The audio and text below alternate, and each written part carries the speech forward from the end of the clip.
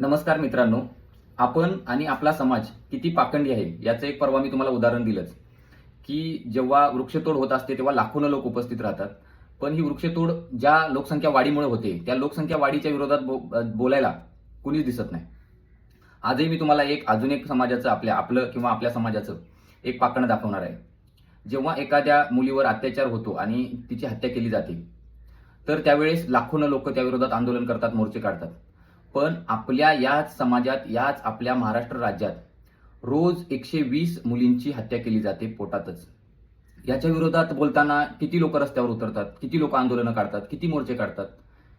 एक ही मुलगीच आहे आणि 120 पण मुलीच आहेत. 120 रोज म्हणतोय मी, हा आकडा डोक्यात जाऊ द्या. मी भारत सरकारचा जो रिपोर्ट आहे आत्ताचा लेटेस्ट, तुम्ही म्हणाल हा मागचा असेल, लेटेस्ट रिपोर्टनुसार मी ही बोलतोय.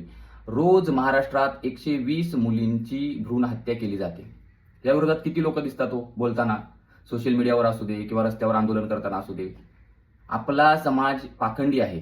जेव्हा सरकारवर जबाबदारी ढकलता येते, सगळं सरकारनं करावं म्हणून नारेबाजी करता येते, तिथं सगळ्यात पुढे भेटणार.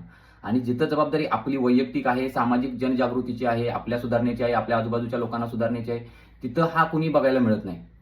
म्हणून मी म्हणतोय की आपल्या देशाची प्रगती होत नाहीये. आपल्याला हा पाखंडीपणा कुठंतरी सोडावा लागेल. आता बरेच मुलं म्हणतील हे 120 मुली कशा एवढ्या रोज कशा मारल्या जातात.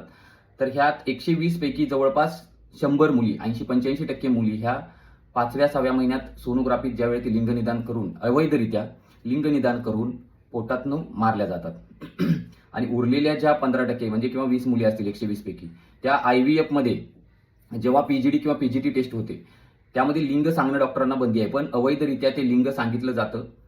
IVF म्हणजे test tube baby. Test tube बेबीमध्ये मूल बाहेरच्या बाहेर तयार केलं जातं भ्रूण. तेव्हा भ्रूण बाहेर बनवतानाच तो मुलाचा भ्रूण बनवला जातो अवैधरित्या, आणि तो पोटात प्रत्यारोपित करताना मुलाचा केला जातो. म्हणजे ह्यात अतिश्रीमंत पुढे आहेत.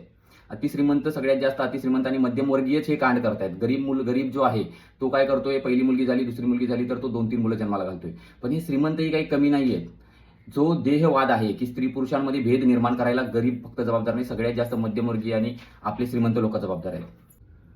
ज्या डेटाच्या आधारे मी हे कॅल्क्युलेशन केलेले आहेत तो डेटा भारत सरकारच्या सेन्सस ऑफ इंडिया या वेबसाईटवर अवेलेबल आहे, कुणी जाऊन बघू शकताय. आणि या सेन्सस ऑफ इंडियामध्ये आपण म्हणतो की महाराष्ट्र प्रगती करतोय, महाराष्ट्र पुढे जातोय, सगळ्यात मागं महाराष्ट्र आहे. बॉटम 5ला आहे आपण. लिंग गुणोत्तराच्या असमानतेमध्ये आपण बॉटम 5ला आहे. सगळ्यात जास्त स्त्री भ्रूण हत्या होणारी जी राज्य आहे त्यात आपण आहे. म्हणजे विचार करा, महाराष्ट्र म्हणतोय पुढे चाललाय, पण कुठल्या दिशेने चाललाय महाराष्ट्र पुढे?